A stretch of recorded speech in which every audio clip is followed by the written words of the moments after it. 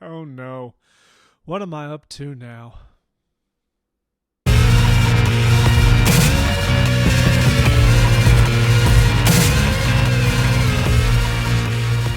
What's up, everyone? My name is Rhino, and you are watching me. It's not that exciting yet. All right. What's this going to be? This is going to be a channel that I've been thinking about coming back to and do what I feel is my passion to, and that is to talk music, review music, and just basically create discussions and create a community. That's what I'm wanting to do with this channel, and if you're watching this, I would like to say thank you. Now, what I'm going to start off with this first video is I'm going to talk about some of my favorite releases from last year. I know I'm a little late. I know what you're thinking. Ryan, it's the middle of February. We've already been 2 months into 2019. I know. I'm late to everything. Yeah. So that's what I want to get into. So strap on yourselves, prepare to yell at me for my opinions, and let's get down to it. Now, to make this to go swiftly as possible, I am going to go month to month and just pick out a couple shiners, elaborate a little bit, and if I missed any one of them below, feel free to have a discussion in the comments. Would love to talk to you about it. Disclaimer is this: I listen to everything, music. I like all genres almost. Don't really like polka, except Weird Al, because Weird Al is Weird Al. But I'm mostly a metal guy. Hardcore, metal, punk rock, emo. I will stand behind emo. All you guys in eyeliner, I got your back. If you want to hug, cry on my shoulder, I got you, man. Anger people, I already know it. All right, let's go start off with January. January came right out of the gate. On the 5th, we had Watain black metal dudes. Dropped their album Trident Wolf Eclipse, and I'll be perfectly honest, it sounded like a Watain album. Watain. Either one of those, if I said it correctly to you, that's what I meant. That album was a Watain album. Watain. Wap. You will be throwing things at your computer screen when I pronounce things. Then after that, Corrosion of Conformity dropped No Cross, No Crown, an album that came out of left field for me. Did not realize they were in the studio, did not realize they were writing new material. And that came out, and that album was really good. It was what they know best. They didn't try anything, they didn't try anything weird. They just did what COC did, and it was a damn good album. I really, really enjoyed that. And we also got a new album from Motley Crue's version of Avenged Sevenfold, aka Black Veil Brides, which we won't even talk about them because they need to be stopped talking about. I mean, I'm sorry. All right, this band did everything Avenged Sevenfold did in 2004. And every 15-year-old is going off on it. Or every bro is going on it because they know chicks like it. I mean, there's always a band like that. Avenged Sevenfold was like that when I was in school. And now Black Veil Brides is taking over. And then pretty soon, there's going to be another band taking Black Veil Brides' place. And guess what? It's Motionless in White. Hide your kids. Hide your wives. Set fired. I have 13-year-old girls at Hot Topic yelling at me right now. But the one thing I do want to talk about is Mike Shinoda of Linkin Park fame dropped an EP called Post Traumatic. Now, if you've been asleep for the last year and a half, or well known for being the right-hand man of Chester Bennington, rest in peace, who took his own life in 2017, and this album was a healing process for him to do so. And when I was listening to it, I expected, kind of a Fort Minor thing. Maybe a little piano stuff, maybe some singing, all that, but I didn't really think it was going to be, so intense and shit.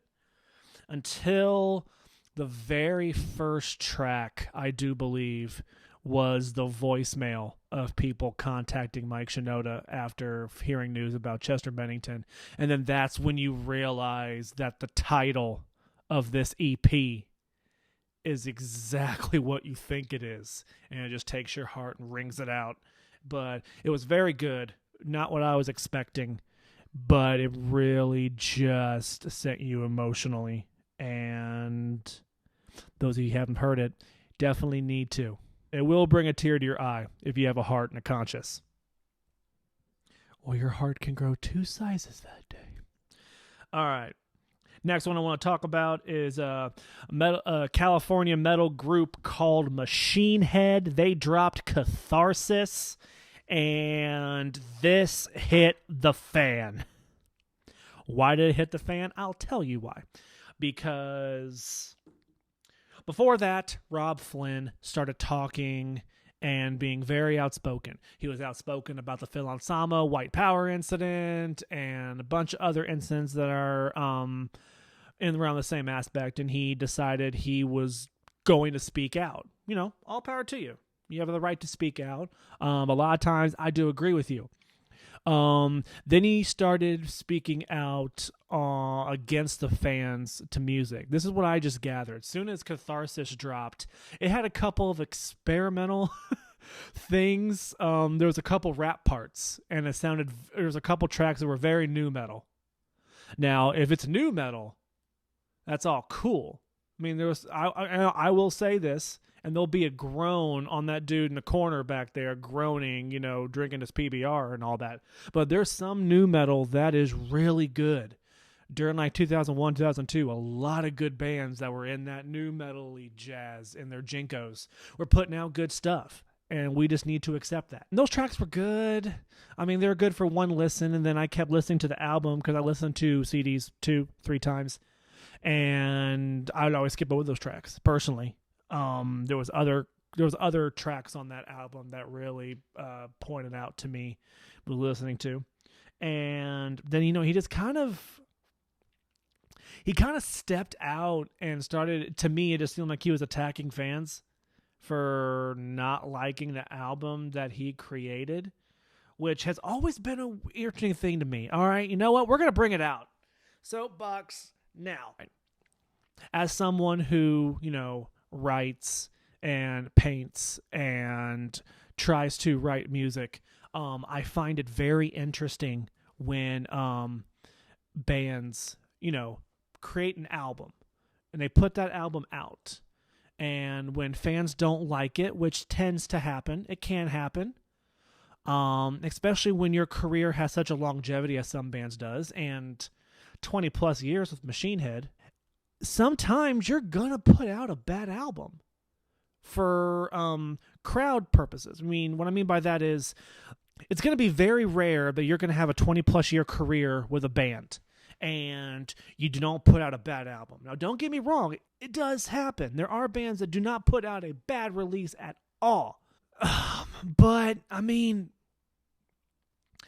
I much rather a band, me personally, I much rather a band put out a bad album that they tried than putting out recycled stuff they've been doing for the last 10 years. I mean, am I the only one to think that way? I mean, please tell me if I am. But, I mean, Cannibal Corpse has been putting out the last album for the last 35 years.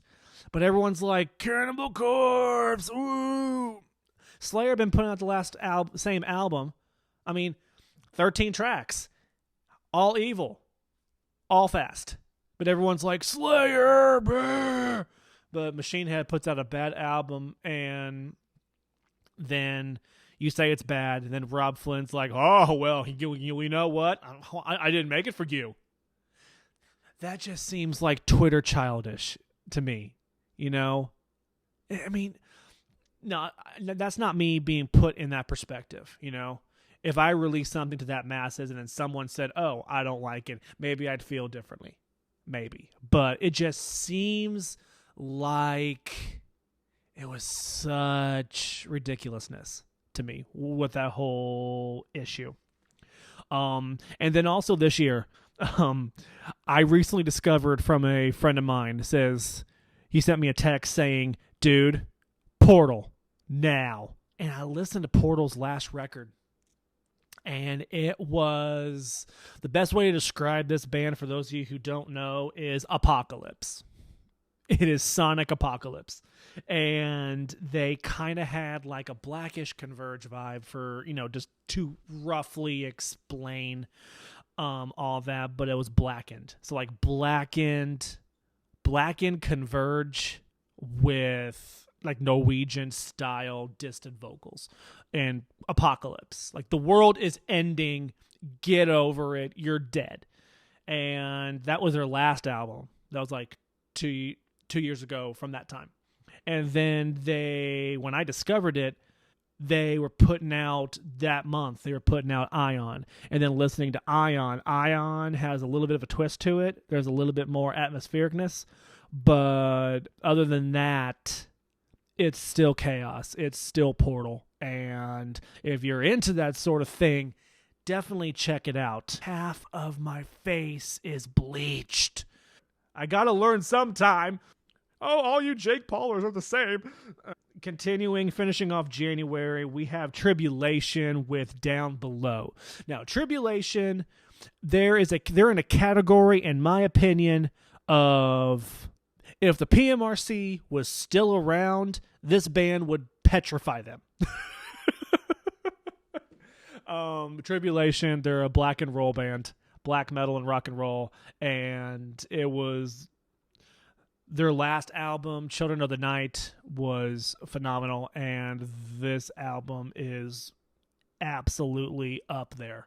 Not saying it's going to be their best, but they're on the right track. The last album was here. They're not up here, but they're right there. And that was just January for me. Now, I'll be perfectly honest with you.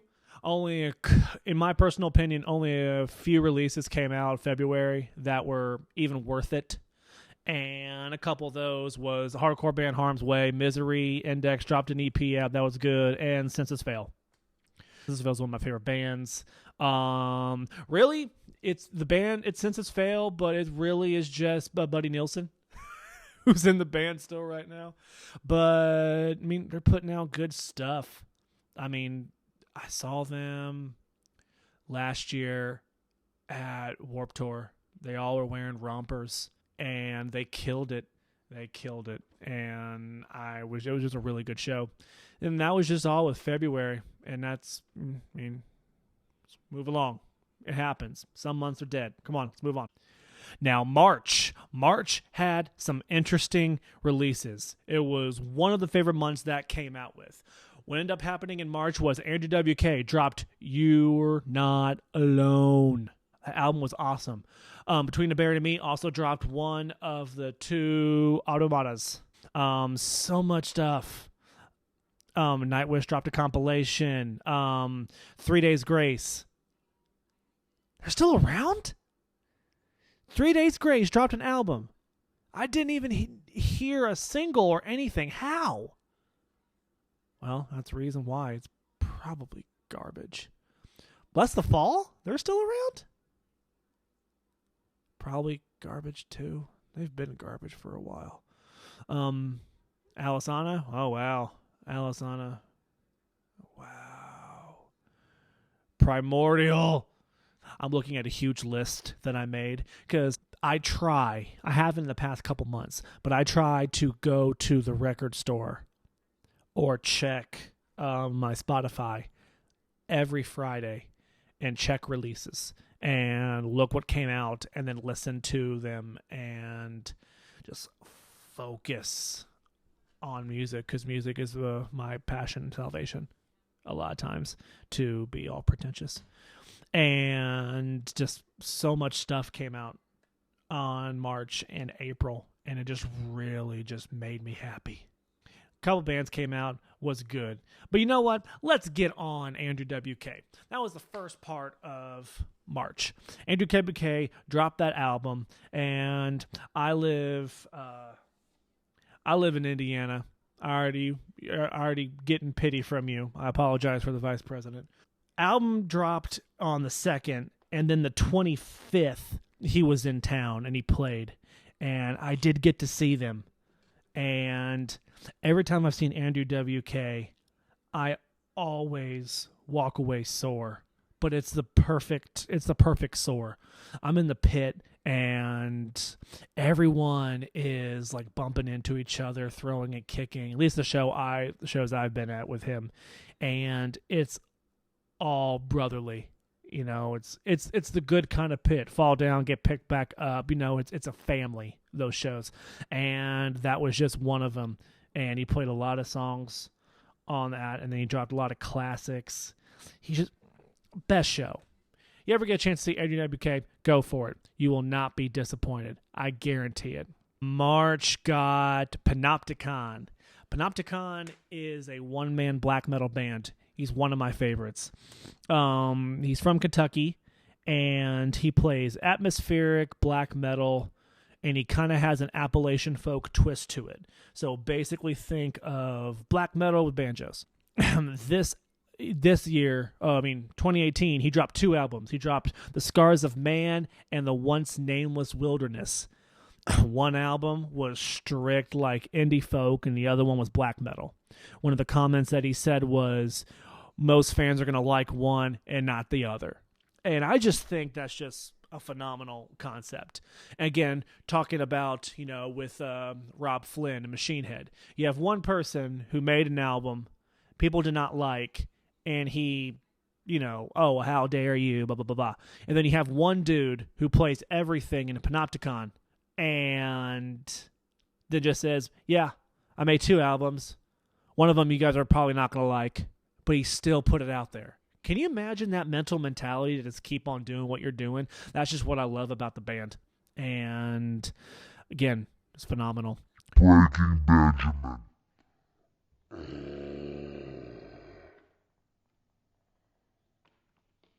Why does my middle school heart bleed so lonely? It's my hat. Where'd the hat go? Breaking Benjamin, I will fight anyone in the comments that says anything, and I'm doing this right now. Breaking Benjamin is one of my favorite bands. Ben Burnley, to me, he's not a genius, but he's pretty damn good. He's pretty close. He's not the A+ student. He's a B student. You still can copy off him next to him.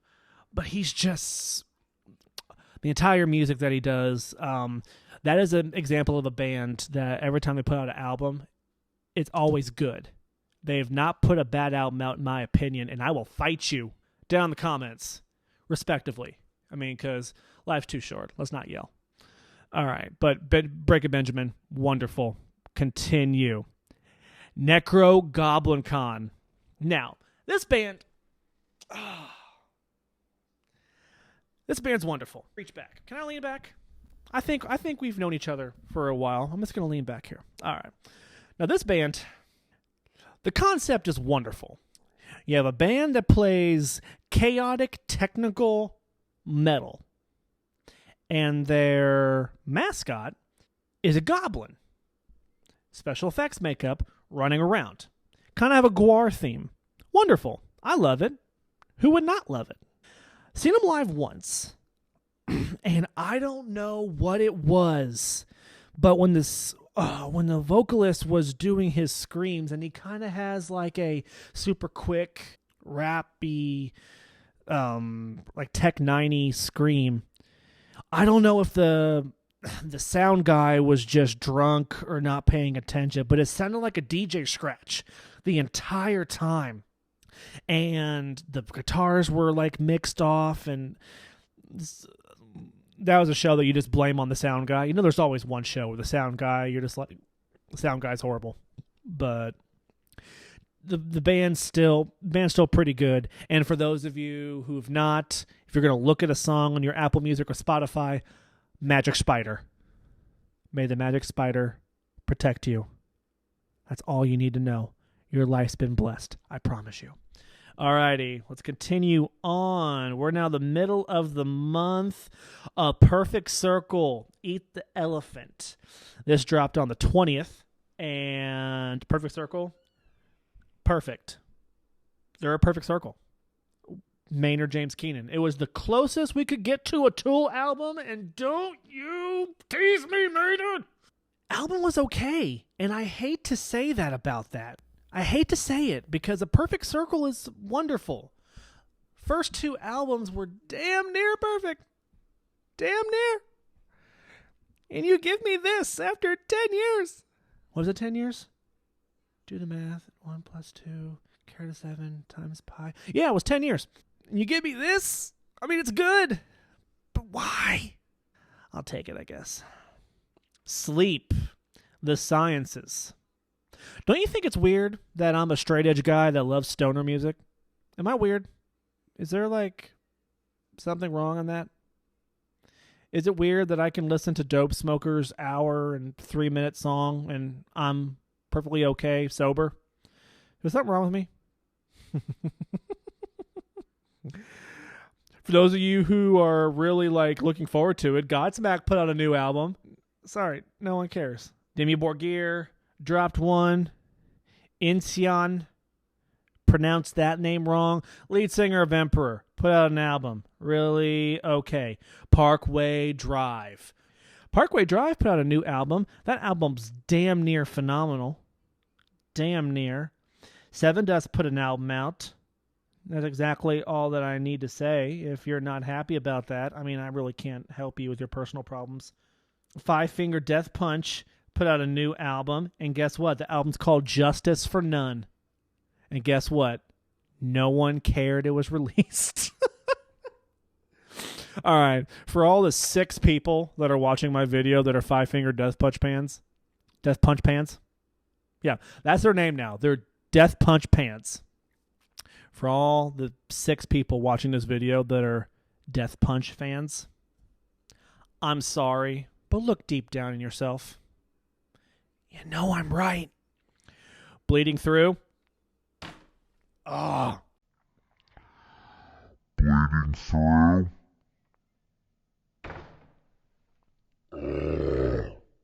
Bleeding Through is one of my favorite bands of all time. They are the inspiration of this tattoo. That band's phenomenal. And they put out a new album that was just killer. And I've been listening to it. It is still on my phone, saved. And I listen to it a few times a week. No lie. I listen to it a few times a week. Hoobastank has a new album out? It was released on Napalm Records? How long have I been asleep? Smile Empty Soul? What is this, 2001? Whoa. The things you learn. June, my birthday month. Ghost, Cataclysm, Marduk, Chemist, Converge EP, good. Thou. Between the Buried and Me, then released Automata 2. Immortal. Immortal, this is the first album they dropped without Abath. And it was not bad. It's pretty good. I dug it. Listened to it for a bit. It comes in rotation every now and then, but I still want to listen to old Abath stuff. Powerwolf. Oh, yes. Skeleton Witch. Obscura. The Agony Scene. Scars on Broadway. I did not listen to Scars on Broadway. I refuse to. You want to know why I refuse to? Because this is the reason, in my opinion, why Serge Tankian is doing solo stuff. Why do you have to be a dick, Darren? I'm done. Hailstorm's overrated. Sorry. Lord of the Lost. August overall was pretty boring. couple of good stuff came out, but overall boring. September, again, same thing. Clutch, Pig Destroyer put out some good stuff. Corpora Kalani did some good. Deicide did good. Aborted, that album was awesome. Then Sevenfold, again, female metal starter kit, put out an EP that was overrated. Superly overrated. Sorry. The ladies are mad at me, but it's okay. This is a name I'm going to butcher, but this band I have to talk about, okay? Anal Nachrath.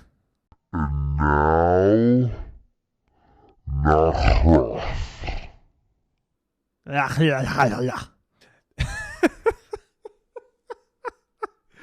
The album that this band put out was called A New Kind of Horror, and it is a industrial death metal version, and it's absolutely awesome.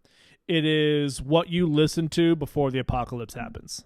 When you're summoning a demon to destroy everything, you are listening to that album. It tends to happen. Terror dropped, and it's terror. I mean, what more do you want to ask for? It's hardcore. Behemoth.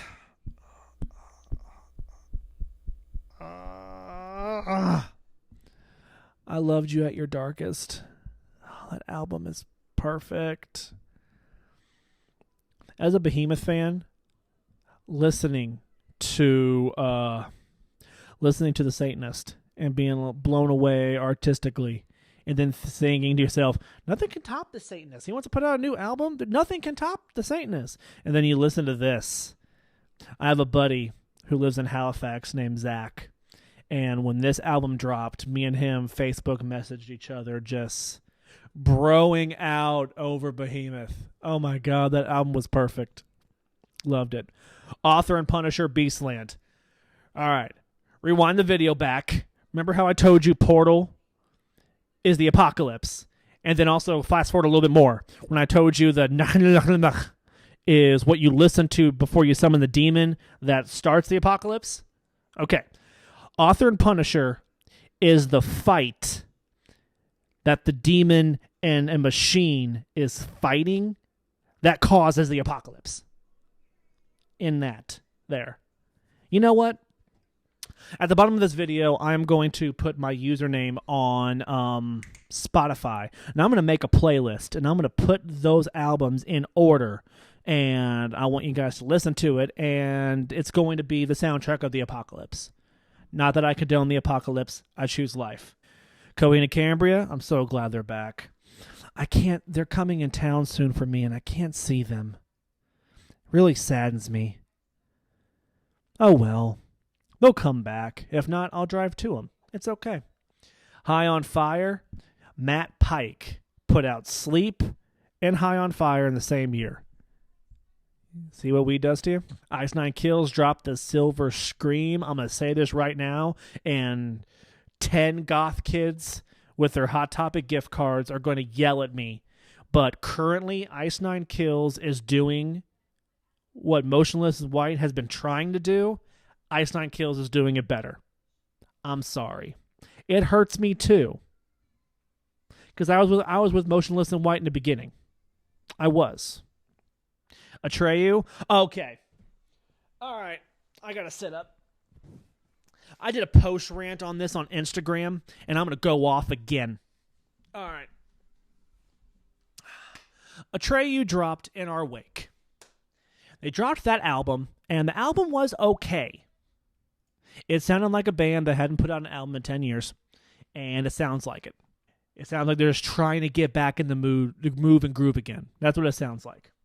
Then the lead singer, Alex, decided to... Actually, he didn't decide. He did an interview. What he decided to say was, he said, Atreyu invented metalcore. Really? All right. If anyone started metalcore, if you're going to put it on one band that started metalcore, it did not start in 2005.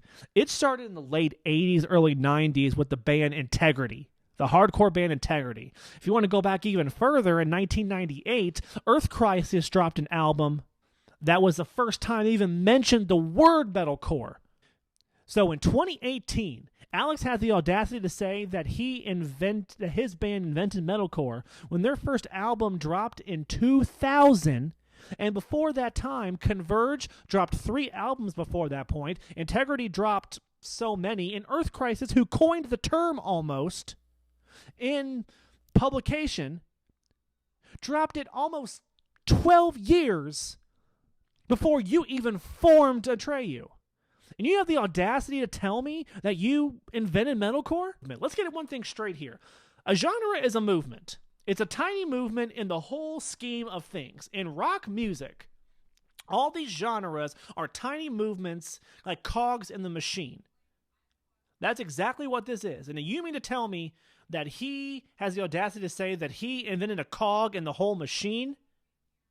I am sorry. He is damn wrong, and it just shows how aging this man is. I don't know why it bugged me, because there's no reason for it to bug me. But when you just take credit for something that you barely even helped, all right, if you want to get to one thing straight here, Atreyu only had 2 good albums. They had Suicide Notes and Butterfly Kisses and The Curse. The Curse catapulted them to Hot Topic stardom, and then when they put out their 3rd album, they tanked. Their 4th album, Alex tried to sing, and he couldn't.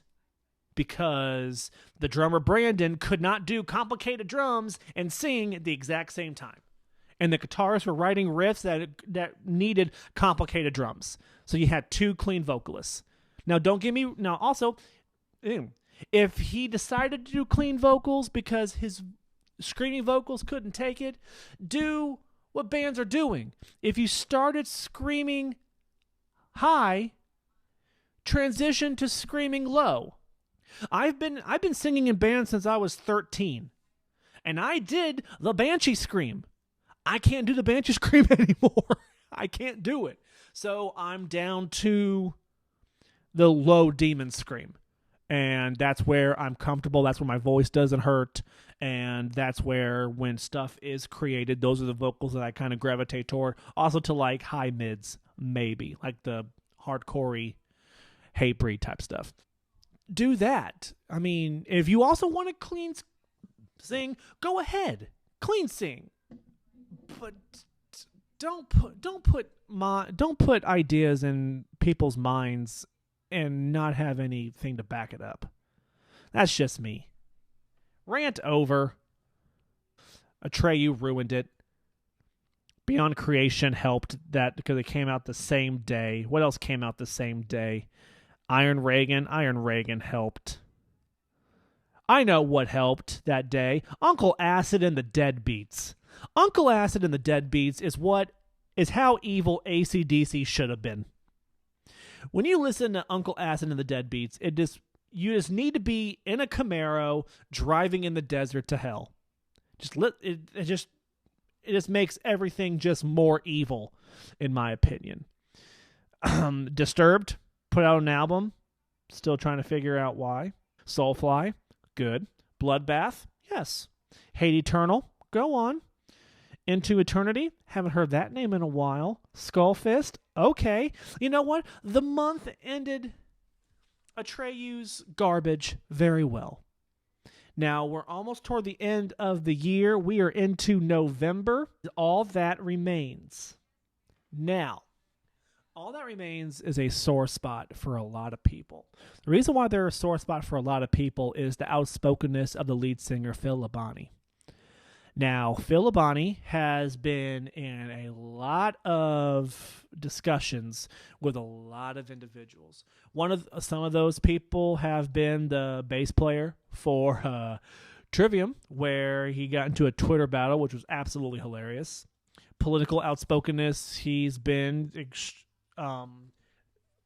rightfully expressing his libertarian views, which all power to him. And that's basically the best discussion about him. How I'll go about explaining it to me, like musically, a few albums with All That Remains, he had mixed singing. He sang, he screamed, all that. He took vocal lessons from the opera singer lady. I have some of her DVDs over there. And the art of screaming. And they do help. The techniques do help. And his scream changed, and he also learned those techniques for singing. And it just seems like as soon as he learned how to sing, he added so many layers of vocals. Oh. All right. Show my belly there a little bit. Sometimes you can record, and you need to record vocals twice, sometimes 3 times, just to do like the main vocal. But if you're doing the gang vocal mentality on just the lead vocals, because what he's doing is he's doing the main vocal, then he's doing the harmony vocal, and then he's doing a distorted, unclean vocal, and he's blending it together to one. The song "What If I Was Nothing," the chorus, he's singing the harmony, and then he's doing the growl, so it comes out as one whole thing. That's cool if that's what you want to do. But when you do that on record and people get so connected to that vocal, what's going to happen when you do that live? Because you have 2 guitarists who can't do it, and you had a bass player who could scream. She had an amazing scream. She left. And now you have the secondary dude from Bury Your Dead in that band. It just leaves the vocal duties to you, and now you have to accomplish something that you did in the studio. And I mean, you put yourself against the wall at that point. But getting back to that point, they dropped this album. Album's called "Victims of the New Disease." The album was surprisingly very well done, I thought. A lot of songs were heavy, and of course there were some ballads there, but it just really it touched me a little bit, and it dissipated. That album is for someone. It just wasn't for me for that very long.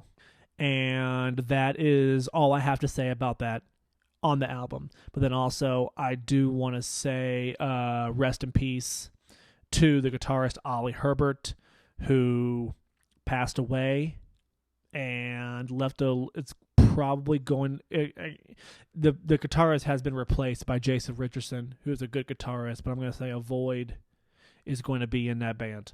It's going to be and that's not a place for Jason to be put into. That's just going to be something that they're going to have to work through, and there's going to be some rockiness. And also, down in the comments, if there is any comments, I don't want to hear anything about Ollie's death and conspiracies and all that, because I know all that's going around. I know there's a bunch of campaigns going around seeking justice, all that. That's neither here nor there. That's not where this is going to go. I don't want that to be here, because a man died. We need to remember, and we need to mourn. So the best way to do that is to get your copy of Fall of Ideals and blast it, and just remember. That's all you gotta do. So rest in peace, bud. Enjoy the golden fields. Cult Leader dropped that month. Psychocroptic also dropped. Amon Amarth put out a 20th anniversary live album. Amon Amarth is literally Vikings. Unearth dropped. I was surprised that album was as good as it was. And December was dry as ever. Top 5 albums of the year were as follows. Not in any particular order, but you have Bleeding Through, Love Will Conquer All. You have Andrew WK's You Are Not Alone. You also have Portal Ion. I'm going to put that in there. Ooh, what's a good one? What are we going to do? You know what? We'll leave that to you. What was your favorite album of 2015 in the metal category? I told you a few favorites of mine. What was yours? see if you can convince me on that fifth spot. Now, thank you very much if you've made it to the very last part of this video. This meant a lot to me that you made it this far, and I just want to say personally thank you. This is going to be a learning experience for me. I'm going to try to be consistent. I'm going to try to work on lighting so half my face is not bleach white like Christina Ricci, and really appreciate it. So thank you very much. I am Rhino. You are fantastic, and I will see you next time.